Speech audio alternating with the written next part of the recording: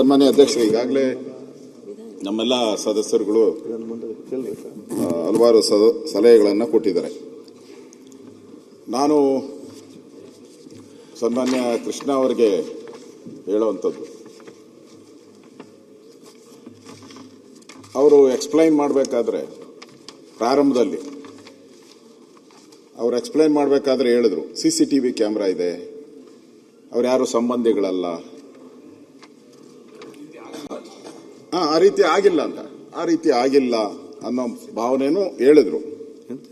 ಅದಾದ್ಮೇಲೆ ಕೊನೆ ಎಂಡಿಂಗ್ ಬರ್ತಾ ಬರ್ತಾ ಹೇಳಿದ್ರು ಇದೊಂದು ಸ್ವಾಯತ್ತ ಸಂಸ್ಥೆ, ನಾವೇನು ಮಾಡೋಕ್ಕಾಗಲ್ಲ, ಎರಡೂ ಹೇಳಿದ್ರು.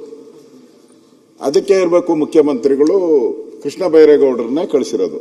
ಅದೇ ನಮ್ಮ ಪ್ರಿಯಾಂಕಾ ಅವ್ರನ್ನ ಕಳಿಸಿದ್ರೆ, ಅದೇ ದಿನೇಶ್ ಅವ್ರು ಕಳಿಸಿದ್ರೆ ಆ ಸ್ಟೈಲೇ ಬೇರೆ ಇರೋದು, ಆ ಸ್ಟೈಲೇ ಬೇರೆ ಇದು. ಹೌದು ಆಗಿದೆ, ಇದಾಗಿಲ್ಲ, ಪ್ರಿಯಾಂಕಾ ಕ್ಲಿಯರ್ ಆಗಿ ಹೇಳಿರೋದು.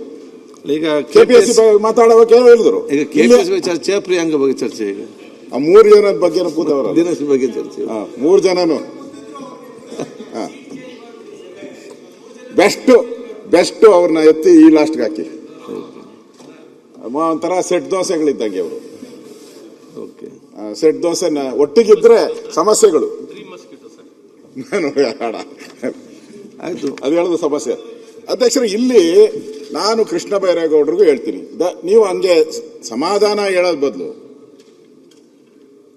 KPSCಯಲ್ಲಿ ಯಾವುದೇ ಕರಪ್ಷನ್ ಇಲ್ಲ, ಅವರೆಲ್ಲ ಸತ್ಯ ಹರಿಶ್ಚಂದ್ರನ ಮೊಮ್ಮಕ್ಕಳು, ಅವ್ರು ಯಾರು ಆ ಥರ ಮಾಡೋದಿಲ್ಲ. CCTV ಕ್ಯಾಮ್ರಾ ಎಷ್ಟು ಅಕ್ಯುರೇಸಿ ಇದೆ ಅಷ್ಟೇ ಅಕ್ಯುರೇಸಿ ಅಲ್ಲಿರೋ ಅಂತ ಸದಸ್ಯರು ಅಂತ ಹೇಳ್ಬಿಟ್ಟಿದ್ರೆ ಮುಗ್ದೋಯ್ತು, ನಾವು ಕೂತ್ಕೊಂಡ್ಬಿಡ್ತಾ ಇದ್ರಿ.